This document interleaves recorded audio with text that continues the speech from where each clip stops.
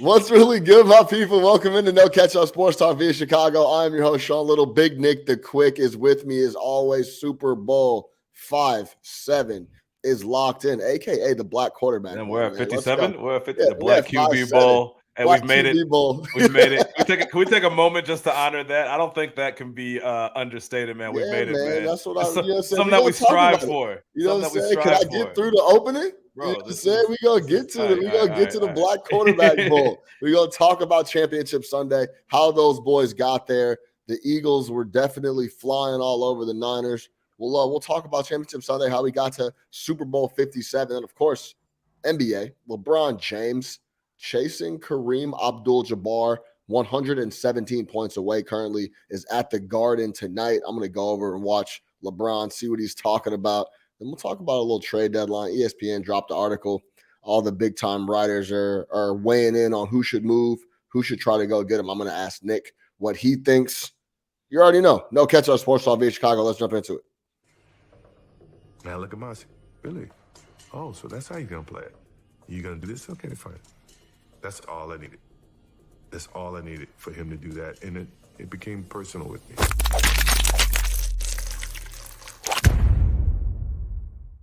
Big Nick the Quick, what's good? How we feeling? Man, you already know.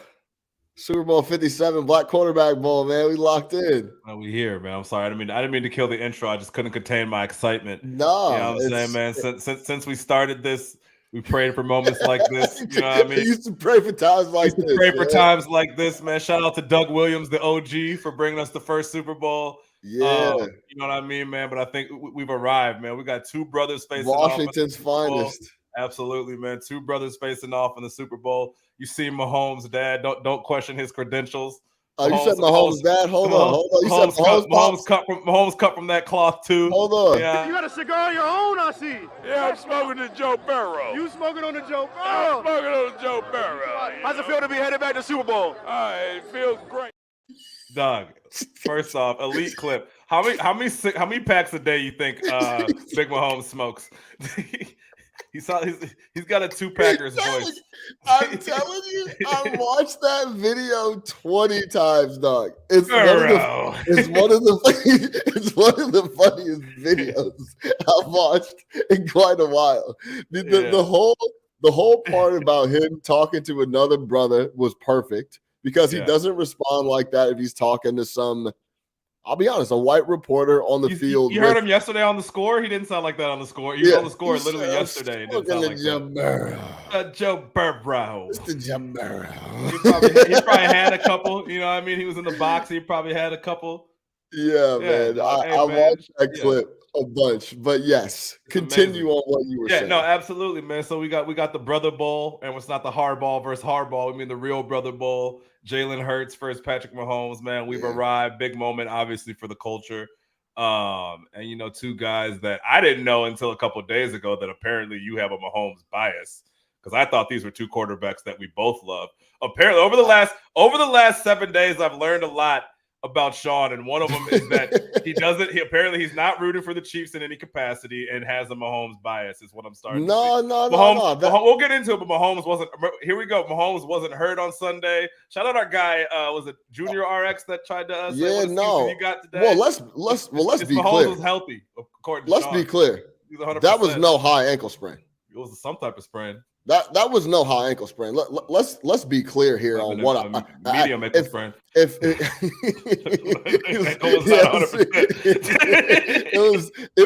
was some type of sprain.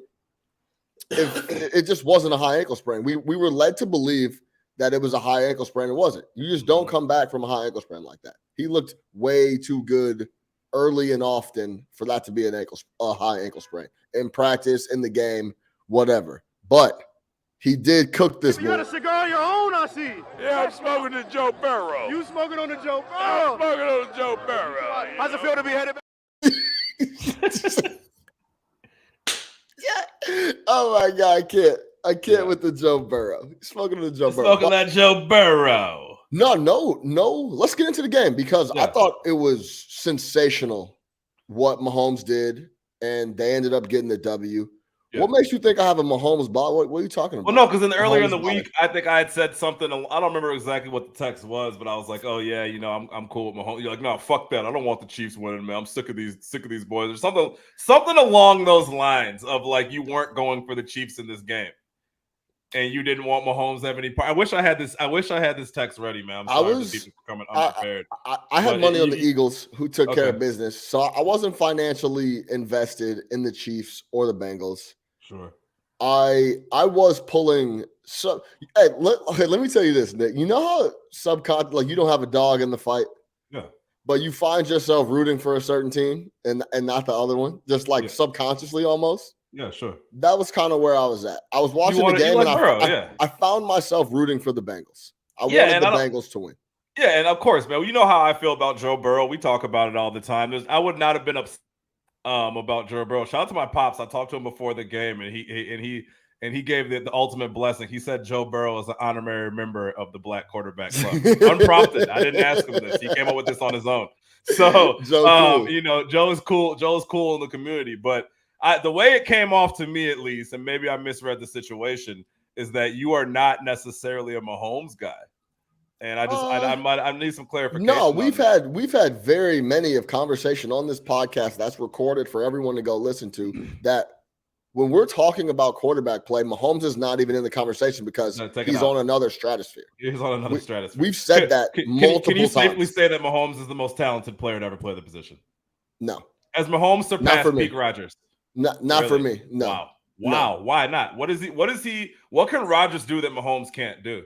Did you see the throw to the touchdown to MVS? I don't know if there's anything that each other can't do, but with my own eyes right now today, he hasn't surpassed Rodgers. That's wild. As the best quarterback I've ever seen in my own two eyes. He's certainly more impactful. Sure. The numbers tell you he's more impactful. What he does leads to winning. What Rodgers does leads to whining. So it is what it is. Hey, Patrick Mahomes loses a 1,400-yard receiver, and what happens? He goes back to the Super Bowl. Aaron Rodgers loses a 1,400-yard receiver, and what happens? Those boys can't beat Detroit at home. Yeah, I mean, I'm talking about talent-wise. It's just I'm not there yet. I love Mahomes. Mahomes can play. Mahomes is that man. Quarterback I've ever seen in my entire life. But I've been saying this for a while. Mahomes is the best quarterback I've ever seen. I don't even think it's close, to be completely honest with you. And that's cool. I mean, we got the thing is we got a long time left of this. Yeah, so and I think once it's all settled and done. But he does things. Mahomes does things that if anybody else would even attempt, he completes passes that if anybody else would even think about attempting, it's a turnover. You know what I mean? Some of the shit that he does and the situations in which he does it, cross body, throwing one direction while he's running the other, sidearm shit, shovel shit. Whatever it is, like there's not a throw that he can't make if your arm is able to move in that direction. You understand what I'm saying? Like sure. the whole entire chart, you know what I mean? Like the whole chart, like if he was a basketball player, the whole shit is fucking red. You know what I mean? The shot chart is if he was at the chart is fucking. If he was at the plate as an MLB player, there's the strike zone doesn't exist. The strike zone is all everywhere. Everywhere you might as well throw it to the fucking umpire. You have a better chance. You know what I mean? So that's when I say like he's the most talented, and you see it, right? Like, and again, it's not even that he tries some of it; he completes it, and you know it's going. You know what I mean? So like that's it's almost like what it's like to me. It's Steph Curry-ish. Yeah. In the way of you might find somebody with better mechanics than Steph Curry shooting the basketball. You might find somebody, Ray Allen's a prettier jumper, whatever it might be. Steph Curry attempts shit that other people wouldn't even think about, and it goes in. That's where I'm at with Mahomes. It's transcendent to me. Mahomes, 29 of 43, 326, 2 touchdowns, and a 23-20 win. I'll say this, because I was talking to my guy, Eric Coleman, who plays safety in the NFL for 8+ years, I think 9 years.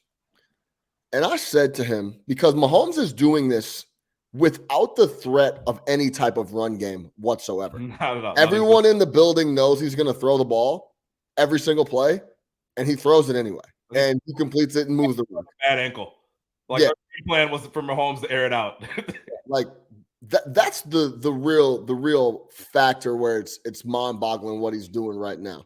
So I asked Eric, I'm like, EC, man, like, how much easier is it to play defense when you know every single snap they're going to throw it? Like, you don't even have to worry about a play action game. You don't have to worry about them running the ball necessarily with any type of success. And he was like, yeah, I think that's the most impressive part, is that this guy Mahomes is legit coming out here, knowing everyone knows he's going to drop back. The wide receiver core there, it's not good at all. It's not existent. It's essentially a bunch of nobodies out there with him, and then Travis Kelce. MVS wasn't good enough to play with Rodgers. Yeah, and I mean, like, let's be real. MVS is dropped from the Packers. MVS is an okay wide receiver. Like, well, here, let's put in perspective. These are the folks that caught balls for the Kansas City Chiefs on Sunday, right? Travis Kelce is legendary. We get it. Yeah. After Kelce, it gets bleak. It's Marquez Valdes-Scantling, Isaiah Pacheco, Jerick McKinnon, who's a running back, Marcus Kemp, Sky Moore, who's a returner. Yeah, McCole Hardman, who we've been waiting for him to be great for 8 years. Kadarius Toney, who got kicked out of the Giants when they literally were close to signing you and I to play wide receiver. That's how bad the situation was. Yeah. But Daboll would rather send this guy packing. Juju Smith-Schuster and Noah Gray. Those are the folks that caught passes for Patrick Mahomes. Yeah, and this will be my last dig at Rodgers. Again, we talk all this crazy shit about what the Packers haven't given Rodgers and where they've missed. What's the difference in Kansas City? They drafted Clyde Edwards-Helaire, and they still can't run the ball. And he was a first-round pick. So they've made as many misses too. But he overcomes all that. But, yeah, you can't understate how bad his receiver core is. You can't underestimate how every play they're going to throw it. You just heard the names he was throwing to, and it doesn't matter, and they get it done. They get the W 23-20. Now, I don't really want to touch on the officiating in the game. It was poor. There's a lot of spots. The replay on third down is some of the most egregious shit I've ever seen. Actually. Yeah, there was wild shit. Yeah, like, I know I just said I wasn't going to talk about the officiating. The replay on third down is something like I've never seen. There's a couple missed calls. That happens all the time. Me and you are far and away that any of this stuff is rigged, right? They just missed a couple calls. That's how it goes. Yep. So I do want to talk about Joe Burrow because we know I'm a huge Joe Burrow fan. We're both huge Joe Burrow fans. I still think he's the most accurate quarterback in the league. Ball placement is top tier, the number one. Check the tape. We've talked about this forever. Yes, he had multiple possessions in the fourth where you're calling him Joe Cool, and I'm calling him Joe Cool as well. And some people are saying, I think Orlovsky said he's the best quarterback in the league when it comes to quarterbacking, but Mahomes is the best. He said something like that. It was like some real recency bias type shit. Orlovsky in the lab cooking up some shit. When it comes to playing quarterback, Joe Burrow is the best quarterback. But when it comes to quarterback play, Mahomes is the best. Yeah, and I was sitting on the couch like, can we just call Mahomes the best quarterback in the league? Yeah. Understand what you're saying, but that's not how it works. It's a roundabout way to call him the best quarterback in the NFL. Yeah. So give Burrow his props all day long. Yep. He folded up in that spot, and I think the offensive line holes did show up in this game a lot more than they did on that frozen snow slick surface in Buffalo. That was also a key. He had 2 possessions in the fourth quarter, threw an interception, and then they turned it over. They had a chance to win that game multiple times, and they just flat out couldn't get it done. That's what it is. They got the W last year, got to the Super Bowl. This year, they couldn't get it done. And as great as Mahomes played, you have to give credit to the Chiefs' defense. You got to give credit to both defenses played amazing. Yeah, I'll get on the Bengals defense. I got to give a game ball to somebody on the Bengals. But Chiefs defense played incredible. They put the pressure on Burrow all night. So you talk about the Joe Cool thing. They were in his ass. It was clear. Their game plan was, look, dude, this guy, if you don't put the pressure on him, he's going to pick us apart. So we'd rather take our chances, put a ton of pressure on him, and hoping that he's going to make a mistake. And Joe gave you 2. The first interception, right? Even though they came back after that, and it happened I think that was the second quarter. They were down 10-3 when he threw that pick. That first pick, I texted to the group chat. You never see Burrow throw a ball like that. Yeah. Ever. That was such a bad throw. The second one, he was trying to make something happen, but dude, the game was tied. That was a 2020 fourth quarter pick.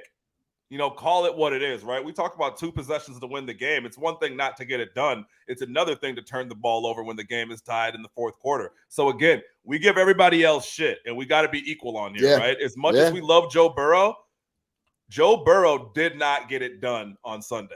And he had multiple spots to do so. And in one of those spots, he had a crucial turnover, right? I give him his credit. After the Mahomes fumble, which, look, shit was just weird happening on Sunday night. That fumble was one of the weirdest things I've ever seen happen for Pat Mahomes. They came back down and scored, but you got to build momentum off of that. Like, you got to, at that point, when you get a gimme like that, when they could have put the game out of reach if Kansas City would have scored on that possession, you got to come back out and put 2 on the board after that. And they weren't able to, man. He threw a pick. The pick was egregious. The first one was egregious. You were able to come back. The second one killed you. Yeah, it was a killer. You know what I mean? And then we could talk about the penalties. We talk about Osai. We could talk about some of the dumb shit that the Bengals just did overall. Like, there was just a lot of dumb shit I felt that the Bengals did, that late penalty being one of them. But yeah, I will say one thing though. Pat Mahomes never wants to see who's my man's on Cincinnati? White dude, Hubbard, ever again. Yeah. Ever again. He's nice. Never wants to see him. That dude, he killed him last year in the conference championship. Killed Mahomes. Yeah. Had the big play today. Never wants to see that guy ever. If Mahomes is vacationing in Cabo and he sees Sam Hubbard, he's hopping on the PJ to the next fucking destination. Never wants to see that guy again. So shout out to him. But yeah, Burrow. Look, I mean, just overall, he would rather not see the Bengals altogether. They give them trouble, man. That's it. Problems. That's a really tough matchup for the Chiefs. But also, Burrow had no type of run game. Between Mixon and Pirine, they only had 41 yards. So it's very similar to what the Chiefs were doing. It was all on both of the quarterbacks, and Burrow in the fourth quarter couldn't get it done. So shout out the Chiefs. And that's one last reason also to say that Mahomes is different, right? Because we saw it last week. Josh Allen had no run support. He couldn't get it done, right? Yeah. Joe Burrow had no run support. He couldn't get it done. And guess who got it done? Patrick Mahomes had 0 run support and no ankle, and he got it done. Ankle was there. The ankle wasn't there like it should. By the end of the game, that ankle was looking tough. Stop with this. The man was running around all over the place. Yeah, and that shit hurt. Come on, man. We're not going to sit up here and act like he was like let's not talk about like his man. He was 80%. My man's was hurt. If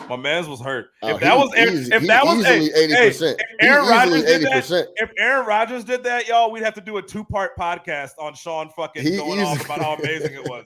Did you see Aaron Rodgers' ankle, man? Easily 80%. That man, his ankle was fucked up, and Aaron Rodgers, man, that boy's slinging the rock. He easily 80%. Stop it. People are already it's actually sickening that people are forgetting about Aaron Rodgers and what he was doing. He was great because people don't like him. He did awesome in a lot of games. That didn't matter. Thank God he got that. Don't make me really dig. Don't make me really. Thank God he got that one Super Bowl win. Don't make me really dig in on this Rodgers. On the topic for another day, 2 quarterbacks that thank God they got those Super Bowl wins are Aaron Rodgers and Drew Brees. But we won't go there. It's a tease for another day. Maybe the off season when we win some slower days, I'll give you my Drew Brees. Don't make me dig in on these Rodgers numbers, man. You can dig in. I'll dig on a win-loss and playoff record too. You want to talk about dig in playoff record? I think it's 11. Let's go over to the NFC. Let's go to Philadelphia. Oof. Fly, Eagles, fly. They was flying all over those Niners. They was flying all over their ass. Very much so. And let's start. Let me actually start here. I owe Jalen Hurts an apology. Nick knows exactly what I'm getting ready to say. I've always been a Jalen Hurts fan. I loved him in Bama. I loved him at Oklahoma. I loved him as a dude. I loved his mindset, how he approached the game. I flat out was like, yeah, that's all good. When he gets to the next level, he's not going to be able to throw the rock. So I can't back him. I wouldn't draft him. I wouldn't rock with him. I couldn't build a franchise team around Jalen Hurts. I was dead ass wrong. The man has absolutely been playing on another level and continues to get better and better year in, year out, week by week. He was good at Alabama. He was even better at Oklahoma under Lincoln Riley. He got to the league and has gotten better every year since. So I owe Jalen Hurts an apology. That boy can throw it and should get a big time payday in the NFL. And I'm looking forward to seeing him have a very illustrious career, hopefully in Philadelphia with an offensive system where he can thrive. And that's what he's been doing all year. Now, let's get to the game. The initial thought that I had after watching was, let's not talk about this Brock Purdy situation like he stepped on a helmet in pregame warmups and sprained his foot and couldn't play in the game. He got knocked out of the game because the best front in the NFL was on his ass. Play in, play out early and often. Hassan Reddick knocked him out of the game. There was a narrative, then there still is, that the Niners got unlucky. What can we do? We didn't have a quarterback. It's like, yeah, the reason you didn't have a quarterback is because Philly was on that ass early and knocked him out of the game. Philadelphia, I said this a couple weeks ago, is the most talented team in the NFC. They're going to win the NFC, and they took care of business across the board on offense, and the defense showed up. Now, it is a tough break that Purdy goes down because they had no answer after that. After the CMC, which was a beautiful run, by the way, big boy run, made two people miss. It was the whole drive. It was the CMC drive. He had two massive catches on that drive too. It was incredible. It was a big boy. It's a big boy run for a touchdown. Made two people miss, and then he showed everything that the reason why he is one of the most talented offensive guys in the NFL. He showed all on one run in a matter of 15 seconds. So, other than that, Philadelphia dominated that game, and they make you play the game how they want to play it. They've been doing that all year, and that's exactly what they did to the Niners. How'd you see it? Yeah, I mean, 100%. So I think the quarterback situation is interesting, right? Because it's easy to look at that game and say, when you go to Josh Johnson, shout out Josh Johnson, who just never dies. Never died. I had 15 years in the league. I just looked up his career earnings. Somehow he's only made $8 million. But when you look at it, it's always like 100,000 here. Like, he just gets brought in for games at a time. I don't know if he's ever been on a roster for an entire year. So shout out to him for playing the NFC Championship game. But even with Purdy, when Philadelphia scored on the first drive, you knew that there was an issue, right? And when Philadelphia puts up 21 in the first half, like, it doesn't matter who they had. San Francisco's not built to play like that. They don't. That's not their preferred style of trying to win the game. So it was over early. Again, I forget if they scored the first or second drive, the Eagles, but when they scored that first touchdown, they scored the first drive because they got that fourth and six. The fourth down to Devontae Smith, which was ridiculous. When that was happening, and you knew that they were going to come out, and it's like, oh, they're being aggressive. Like, they're going 4th and 6. You're throwing the ball down 30 plus yards downfield. Like, they clearly are not scared of the Niners at all, and know that their guy is better than the other guy the Niners have on their side. So I don't think it mattered who was back there, from Purdy to Johnson to whatever. Now, obviously, in the second half, when your quarterback cannot throw the ball, literally cannot throw the ball, then you have no chance of coming back. But I really don't think that mattered. Like, I think the best thing for the Niners would have been to get up early and then trust in that defense. But the way the Philadelphia Eagles were playing on Sunday, it didn't matter. They're always winning that game. They're winning that game from a coin toss. There was just a bad matchup for the Niners. I said that off top. 4th and 6 Sirianni big balls call. Like, again, when I saw that on 4th and 6 and he went downfield, it's interesting because that wasn't designed to go downfield. Hurts was in the entire game, was very uneasy in the pocket. If you go back and watch the beginning of that game, any type of pressure that he saw, he was bailing a little too quickly, actually. And he ended up going left and just had to put it up because it was 4th and 6. And Devontae made a crazy play. That wasn't the design to go downfield, but it was still had the call still had to come in from Sirianni that, hey, on 4th and 6, we're going. That's what it is. First drive of the game. Yeah, which shows you that they weren't scared. They were not worried about the 49ers offense at all. So, yeah, the McCaffrey drive, I got to give them all the credit in the world, was huge on that drive, but that's all they were able to muster offensively. That was and again, once the second half hit and San Fran physically could not throw the ball, and you couldn't go to your emergency quarterback because he was your best player on offense, right? You couldn't move McCaffrey into that emergency QB role. You were fucked. So, I mean, yeah, it is number one offense, number one pass offense in the Chiefs versus the number one pass defense in the Eagles. We'll see how it shakes. We're gonna Mahomes' have health is huge on that. he'll be fine. Okay. Well, Nick, if he had a high ankle sprain and got back in 3 days to go to 2 days to go to practice, 2 weeks, he should be good, right? I think you would think, right? Yeah, I think he'll be fine. Oh, okay. Let's just not pretend like it doesn't matter. Let's make he's sure good. he's fine. No, he'll be 100%. Make sure he's good, man. Brittany's gonna hit him with the ankle massage. Don't worry about it. He'll be. That's her name, right? Brittany. Yeah, that is her name. She looks like a Brittany. Her name probably couldn't be anything else. She does look like a Brittany.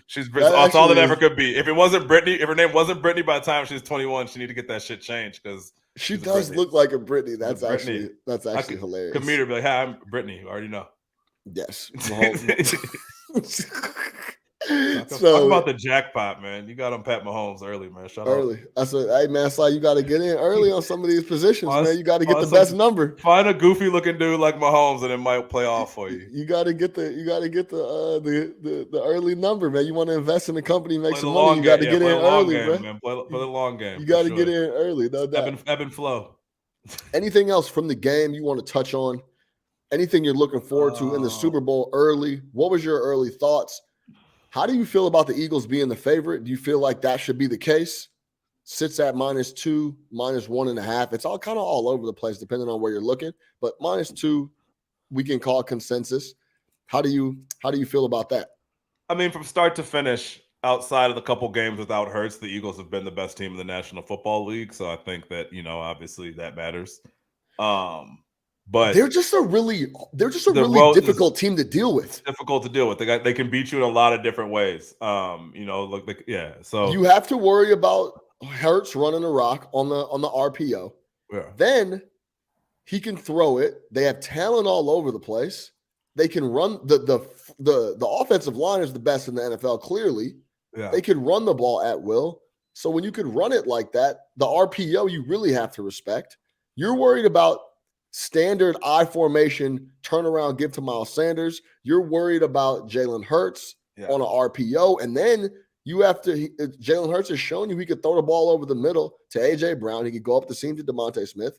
And then Goddard is the safety. I mean, they are really difficult to deal with. And then on the defensive side, they're one of the best teams in the league against play action because the DBs, Bradbury and Slay, don't have to worry about looking in the backfield because the front seven has 4 guys with 11+ sacks. And then the guy that's not sacking guys is Fletcher Cox. Yeah.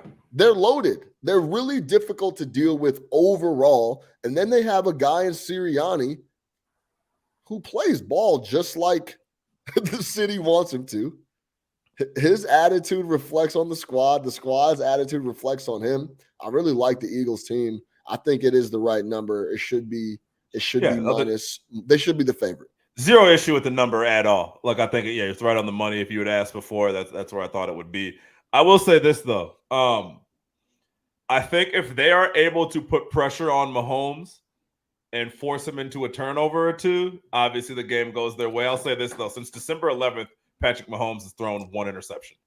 So he's fully locked in right now. And we did start off the show talking about how he's the best player in the NFL, how, in my opinion, he's the best quarterback I've ever seen. You just really can't count them out and their ability to put up points. So I think you know what it feels like though, Nick, to me? Feels very Tampa Bay Buccaneers-ish to me. Like just the matchup overall. The Bucs Chiefs. They're gonna yes. Yeah. They're gonna ask Mahomes to do everything. Bucs defense played out of its mind in that game. Out of its mind. And Levante David and those guys were all in his ass. But they're gonna have the extra time to prepare. For sure. The Chiefs and Andy Reid are I want to ask you one more thing. The Chiefs and Andy Reid are gonna ask Mahomes to do everything. Philly knows that. My initial gut, I haven't dug into too much yet. My initial gut is that just like Philly's front is going to be too much. They're just too versatile. I think they're the better overall team. And the defense is going to be all over. They're going to be all over Mahomes. I don't see how that changes. If KC's able to win that matchup up front, though, you're talking. It's How can they though? How do they beat Kelsey and those boys? That's the best offensive line by a wide margin. yeah. That's where I like Chris Jones. I get it, monster. I just think they find a way to neutralize him, and they end up leaning on those guys, control time of possession, and they play an Eagles game that they've been playing every week all season when Jalen Hurts is the quarterback, and they get the W. Really quick before I forget, would you be surprised if the Chiefs won? Like, would you come in here surprised? No, of course not. Surprise is not the word, but I put it like this: surprise is not the word, but I would be very interested to see how they were able to get that done. Like, I don't think they're going to be able to get that. Like, what they did to Cincinnati, I don't see them being able to do to Philadelphia. So, fair enough. Yeah, if you gun to the head, it's Eagles. I'd take the Eagles and I'd lay the 2, but Mahomes. I got you. It's hard. It's really hard to bet on Mahomes. Bet against Mahomes getting points anywhere. I got you. Let me ask you before we move to the NBA, LeBron and the rest of it. What's this Eric Bieniemy situation, man? What's the real reason? This is we gotta be worried about whatever it is that seemed to have happened in his past.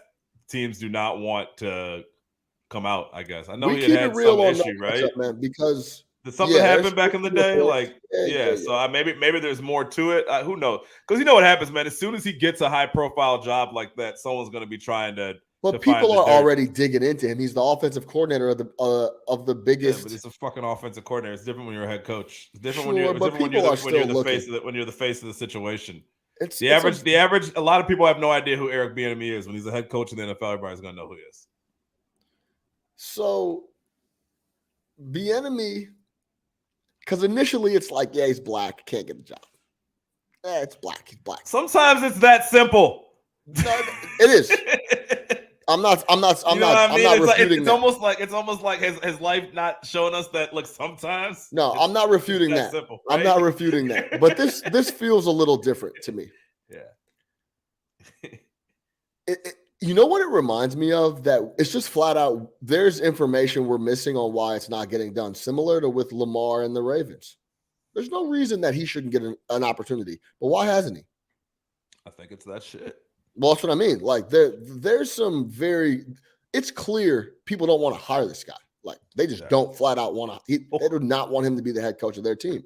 Consider some of the folks that get jobs. I mean, you're hiring special teams coordinators from the Patriots. The Giants did that. You know what I mean? Like you're hiring all these guys that you can't be like, oh, it's because, it's an Andy Reid's operation. Again, every time you hire someone from the Patriots tree, don't talk to me about not hiring somebody because it's Andy Reid's operation. Every Patriots fucking guy that goes somewhere is brutal. So, I don't know. I will say this. I said this 3 years ago. I wouldn't be too pressed if I was Bieniemy. You're in a great situation. You love the spot. Yeah. I love this spot for him. And when and if Andy Reid retires, that's his job. And I want to be clear that I'm not saying don't take an opportunity, but there's no reason to beg and plead. And you know what I'm saying? Yeah. You're in a very good spot in Kansas City with a generational talent in Mahomes and one of the best coaches of all time in Andy Reid. You're making, I don't know how much money he's making, but he's making top of the coordinators. He's making, he's got to be top of making a couple million. Yeah, probably top of the offensive quarterback tree. I wouldn't be surprised if Kellen Moore was doubling his salary, but that's a whole other podcast. New job, right? Where's Kellen Moore's got a new job? That's what I'm saying. Like, where'd he go? He went to the Chargers. Why did he get fired? I think did someone have to go? Did someone have to go from the Cowboys? Like that was how it worked. It didn't get. When I saw that, I was like, I didn't realize that. I never saw him get fired. But it didn't get reported that he was fired. It got reported that he left, and he had another job for a lateral movement. Exactly. Lateral movement. No change in the signature on the email. Just lateral movement. Yeah, same. Exactly. Whatever. Hey, listen, man. Okay. So anyway, that went with Jerry. Kalen? I just think it's interesting that he hasn't gotten a look, but I also think he's just in a really good spot. And I like, for example, I hate that DeMeco Ryans is going to go to Houston. Fuck that job. Go wait for a better spot. I would if I was a black head coach. I'm staying as far away from Houston as possible. That's what I'm saying. I just think a lot of. I know it's an extremely coveted position to be an NFL head coach. Sure, but I think you could wait for some of these guys could wait for better situations. Absolutely. Like DeMeco Ryans is in a great spot with a lot of talent in San Francisco under Shanahan. They're going to be competitive again next year. I just wouldn't take the Texans gig. Try to figure out a way to get a pay grade, a pay bump, and then figure out another spot. Going to Houston seems like an absolute dead end, in my opinion. So, well, I also think that here's the thing, man. Like, let's say they win the Super Bowl again this year, right? Like Andy Reid, he might not look at this guy has been around our entire lives as an NFL head coach.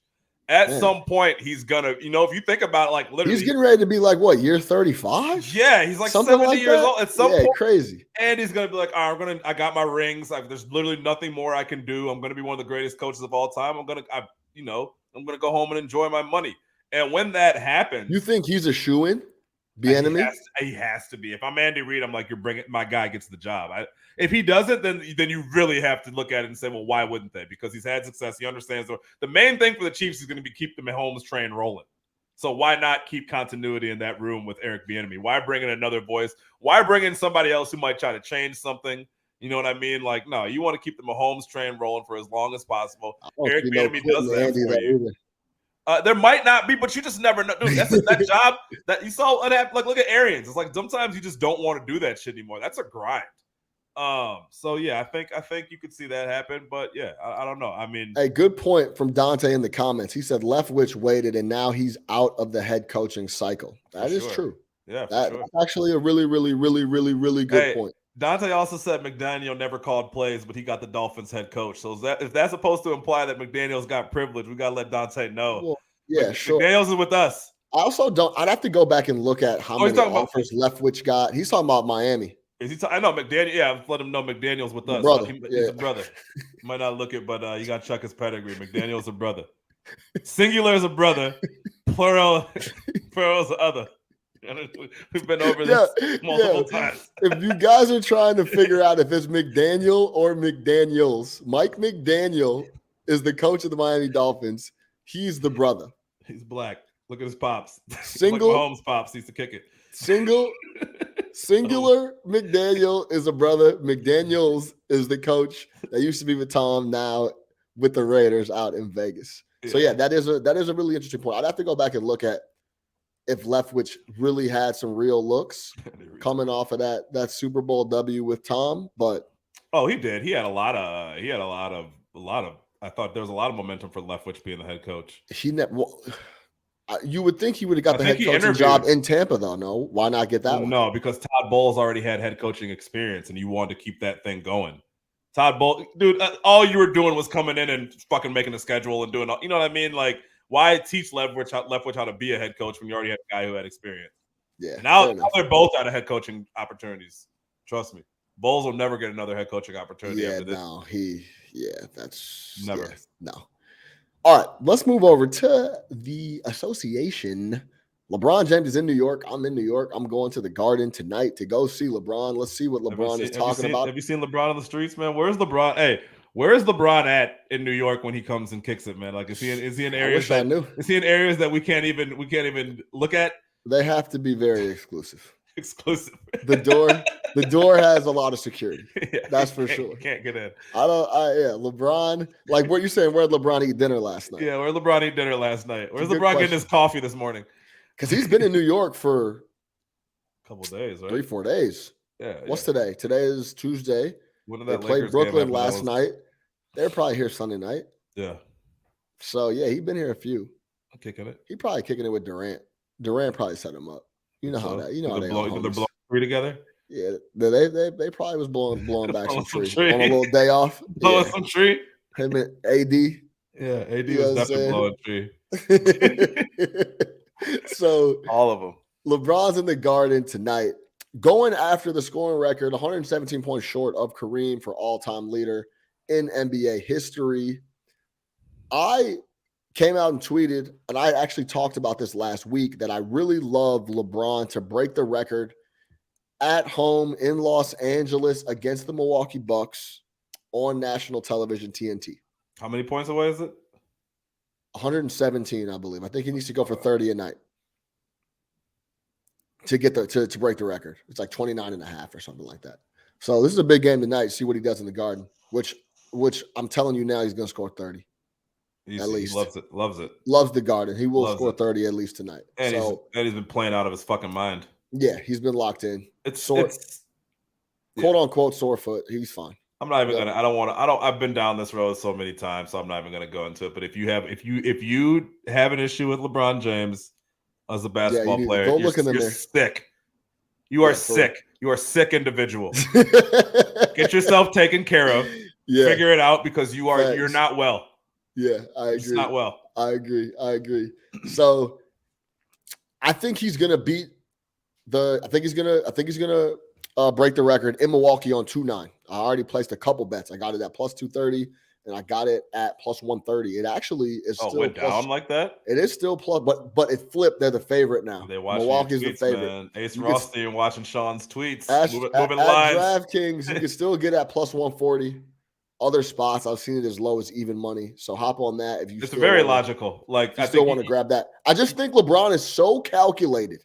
Like everything he's doing right now in his career is 100% calculated. Everything he does, period, is calculated. To the T. Every single thing he does is calculated down. Yeah. I mean, game to game, move to move. Even that reaction even that reaction to that call the other day, like that might look out of control to y'all.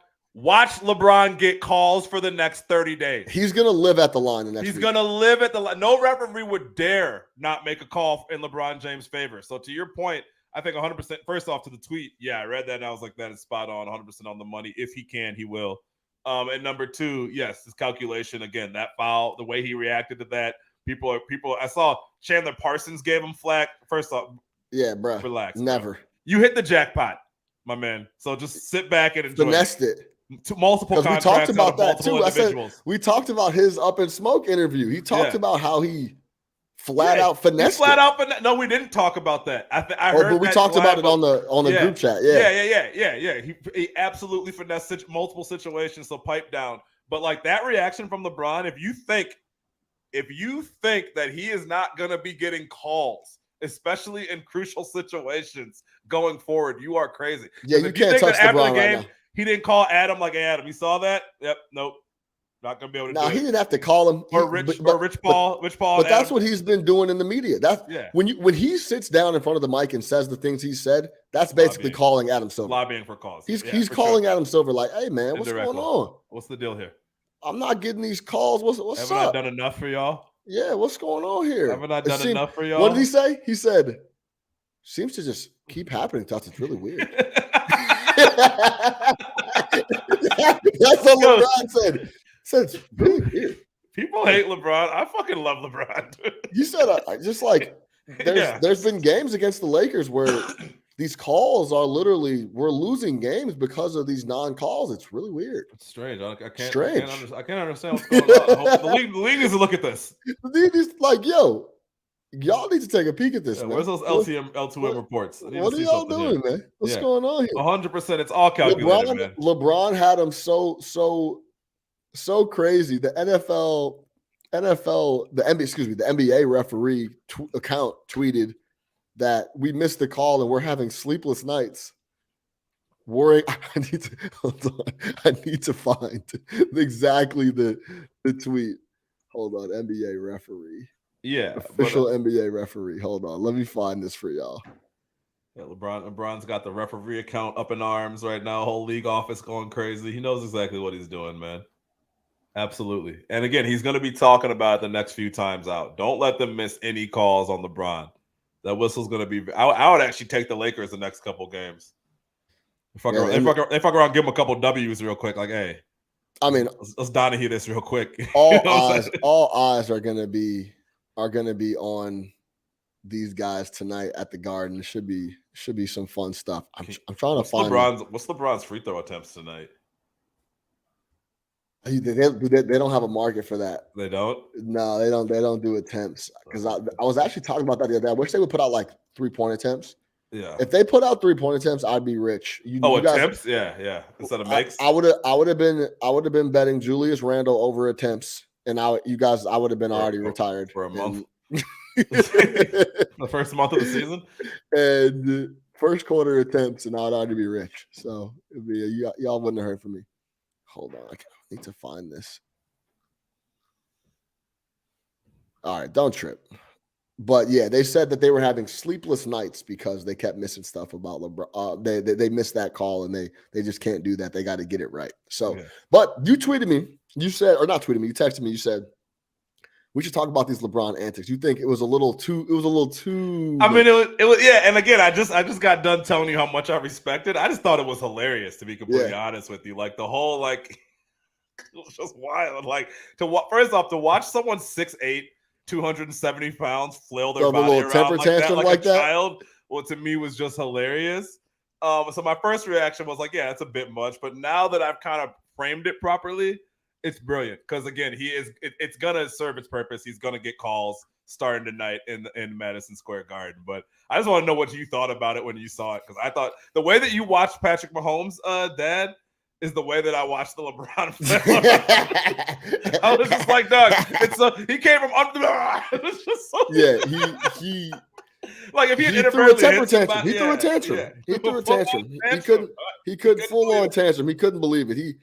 Then he went to mid court and went on both knees and put his head down. Like he threw a whole tantrum. This guy's incredible, man. Yeah, but I think if you think I guess our whole point of talking about LeBron and the scoring record and when he's going to break it and what he did after the no foul call and what he's been saying in the media is this is the most calculated athlete on planet Earth right now, bar none. For sure. He knows exactly what he's doing. He's saying these things to get a reaction, and he will live at the line the next week. Yep. Anytime anybody breathes on LeBron, he's going to get a whistle. Stay tuned on that. They're at the Garden. All right, let's check out on this little NBA trade deadline, because some guys got to make some moves. You know what I'm saying? As simple as that. And I wonder if we talked buyers or sellers last week, right? Yeah. All right. So yeah, we talked buyers or sellers. There's a lot of guys that could be on the move. Now, I'm going to give you some names off the top. Where would these guys be a great fit? Now, on the ESPN article, Windhurst said that he thinks Jeremy Grant in Portland is probably, if he doesn't sign an extension, this is I quote, if he doesn't sign an extension by deadline week, teams are going to sniff. Where would you like to see a guy like Jeremy Grant? Because I have a very specific spot I would love to see Jeremy Grant at. Yeah, Jeremy Grant, first off, needs to sign that extension. I saw that. I think it was 3 years, 113 million, something like that is on the table. Maybe it was 4 years, 113. I think it's around 30 million per, which is good coin for Jeremy Grant, who's 28, 29 right now and not going to get any better. I know I think the follow-up was he's eligible for a 5-year, $240 million deal in the offseason. He's not getting that anywhere. So I think he should sign that deal. If he doesn't, I think the best place for Jeremy Grant is to go back to somewhere very familiar to him. Go to the Denver Nuggets. The Denver Nuggets, perfect. They need another guy. Jeremy Grant is another versatile defender that's going to be able to help them out. He has played in that system before. He's familiar with the team. And you want to talk about, he's had better years statistically other places. Obviously in Detroit, when he got the ball, got to score 20 points a game. Here for a non-contending Portland team, he's putting up numbers. But if you want to look at where he had the most impact, it was when he played in the Denver Nuggets. And they were able to use him in a bunch of different ways. You take off that pressure of being a number 1 or even a number 2 guy, right? You fit into that number 3, 4 spot, knowing that you still can get 20 on any given night, and you're going to be doing it for the number 1 team in the West. I would definitely be looking for that. And if you're Portland, you're probably in a position where it's like, man, could we take a swing on a Porter Jr. or something like that from Denver? It could get interesting. No, don't do that. Listen, man, Dame's not. And they're not giving up Porter Jr. I listen. Porter Jr.'s back is legitimately terrifying, and his knee is legitimately terrifying, and that's not going to end well. Yeah, it won't end well. And when it's over, it's really over. Brittle. It does feel really brittle. The back doesn't heal. When it's over, it's over. We've been on that. It's over. I remember when Porter got drafted, we were talking about that. We're Dude, like, look, man, I don't know. I wouldn't back the dude. I wouldn't back the dude with the bad back, regardless. I don't care about the talent whatsoever. But they gave him a new deal with a bad back. They gave him $40 million a year. Yeah, they gave him a new deal. I don't see he's going to be. I mean, look, he's played in 33 of 47 games this year, right? So I mean, he still that's about standard third nowadays, of the season that though. he's missed, right? Yeah, But that's about right. But either way, I like him for Denver. Denver or Milwaukee.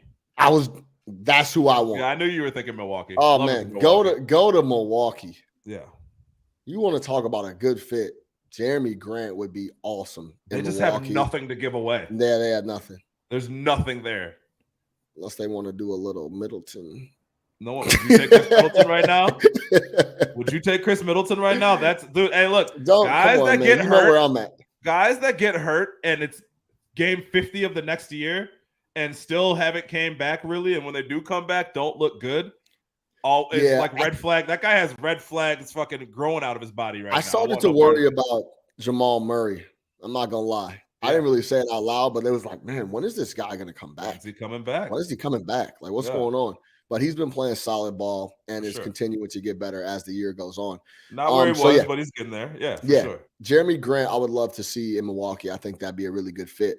McMenamin says John Collins for the Hawks is someone that could potentially be on the move.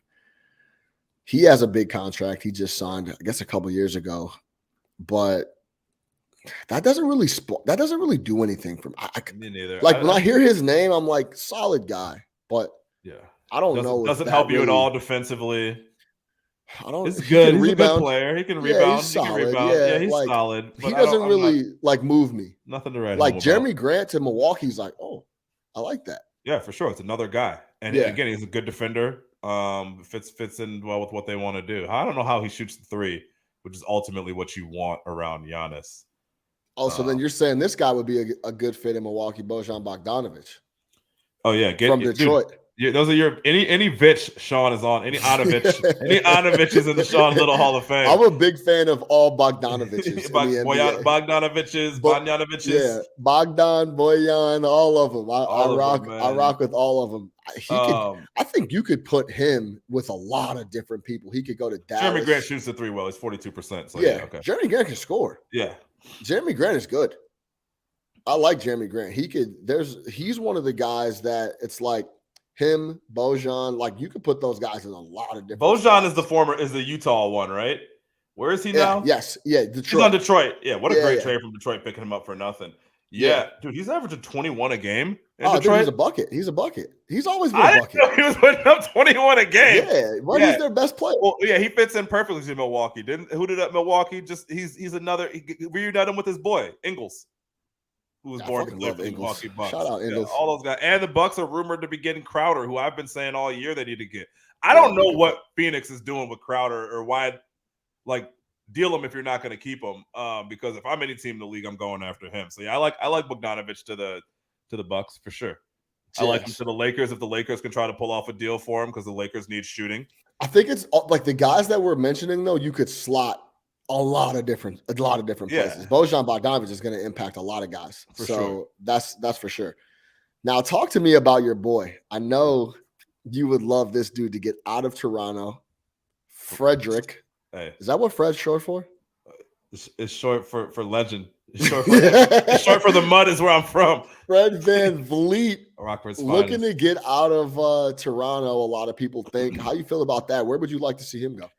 Yeah, VanVleet's a gamer, and I think you can play him at either guard spot. Rumblings Boston? Yeah, Boston would be nice, but it's kind of overkill with him and Brogdon. I feel like it's pretty much kind of the same guy. Brogdon coming off the bench, though. You could keep him up. Maybe you start Fred, keep him on the bench, and then you still rock it that way. Yeah, I like him there. I'd like him in Philadelphia because, again, he can play off the ball with Harden a little bit. Because that cuts into Maxi's minutes. And Maxi's nice, and I think Maxi is the guy they're grooming to kind of be the future there. But I like him there. I'd like him on Brooklyn. I'd like VanVleet just about anywhere because he can play the point, but he can also kind of play off. Like he played well with Kyle Lowry. He can 100% play off. Yeah, he plays off. Like he can play. He would play off, no problem. Yeah, he can be your guy or he can not be your guy, and he's a gamer. And like again, dude, we talk about it like that dude's not scared. So when you're one of these teams who's top 3, top 4, and you're a legitimate contender, you need to add guys who are not scared. And like we've thrown that around a lot, like heart and grit and all that. Like Fred VanVleet has that. We have seen Fred VanVleet be a top 4 player on a championship team, right? Like we saw it. We saw Fred VanVleet get better every year. We've seen him turn himself into a near max guy. And again, he can do a lot of different things for you. And even at his size, he's a solid defender, and he's coming from that Toronto system. So I would love him all over the league. But if you could get him in Boston, absolutely. If you could get him in Milwaukee, VanVleet, Holiday, and Giannis is fucking that's a lot going on over there. So yeah, I would love it. I'd love VanVleet in a lot of different spots. Brooklyn, like I said, Miami. I think he's fucking built for Miami too. You want to give me another score? You want to give me we got 3 minutes till the hour mark, and we'll get out of here. Any thoughts on the Bulls or what they should do, or does it matter, or are we just in a really bad spot right now? Yeah, they're in a bad spot. Should they sell? Do they get enough back to sell, or should they try to? It doesn't matter. Doesn't matter. I mean, I think Vooch is on a nice run right now. Move him. I think as much as it hurts me to move DeMar, I love DeMar DeRozan. I'm going to the UC tonight. Love DeMar DeRozan. Are you going tonight? Yeah. But this team is, first off, it's not like they're not even in the hunt, right? So I mean, like, what are you keeping this team together for? They're not going to get any better next year. And in the play-in, are you going to make any noise? No. Reset. You can still get stuff for DeMar DeRozan. Like you can still get some. You can still get a solid haul for DeMar DeRozan. You can still get something for Vooch.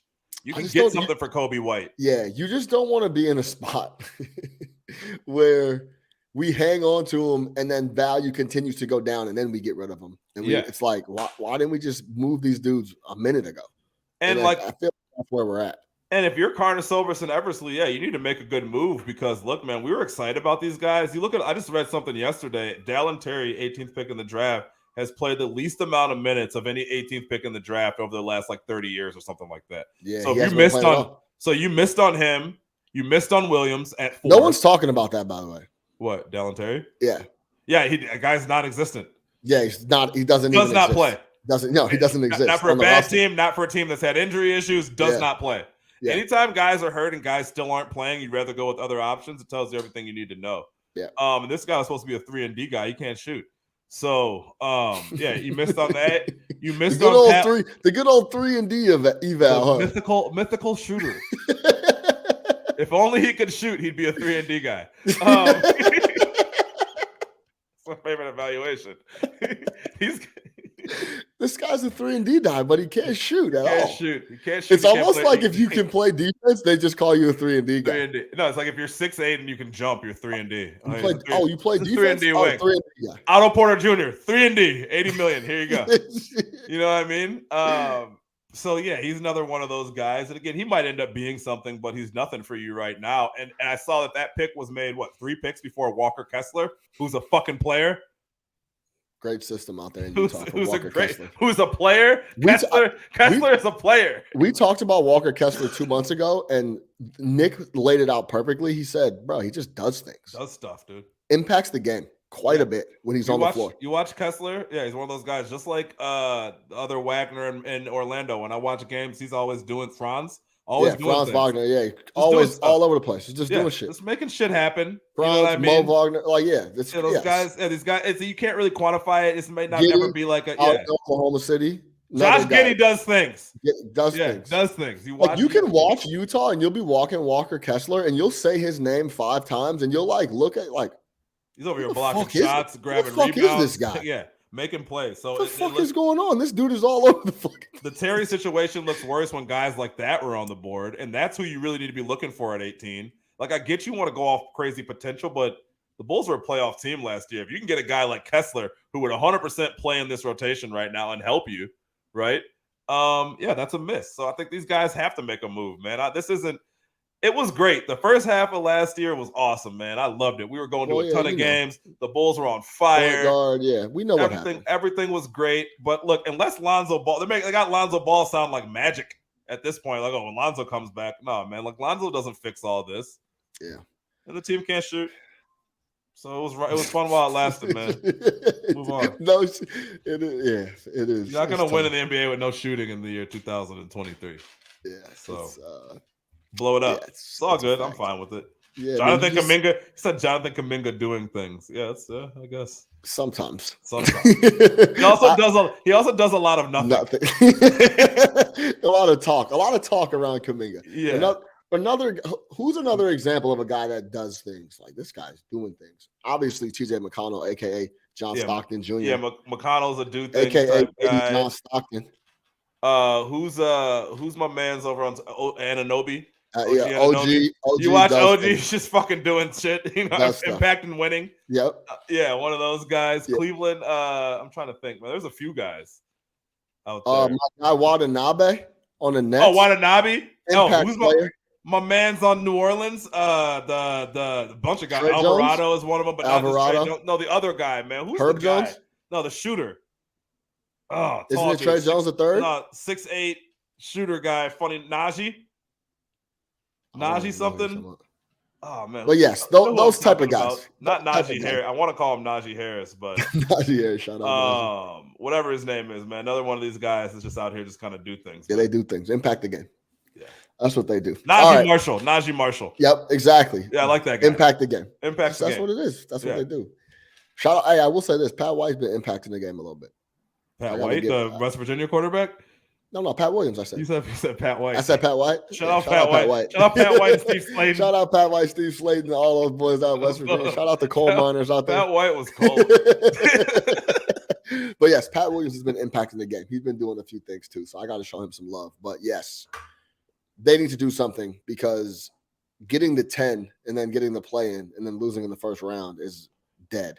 And it's not like you're developing young guys, so yeah, I would for sure. Yeah. If I'm other teams, you need to be calling the Bulls. And hey man, we took a swing and it missed. It's all good. I was fine with it. Yeah, let's just continue to keep. I'm not upset, man. For Big Nick the Quick, I am your host, Sean Little. Make sure you subscribe everywhere. No Catch Us Sports Talk via Chicago. Tell a friend to tell a friend to tell a friend. We'll see y'all next week.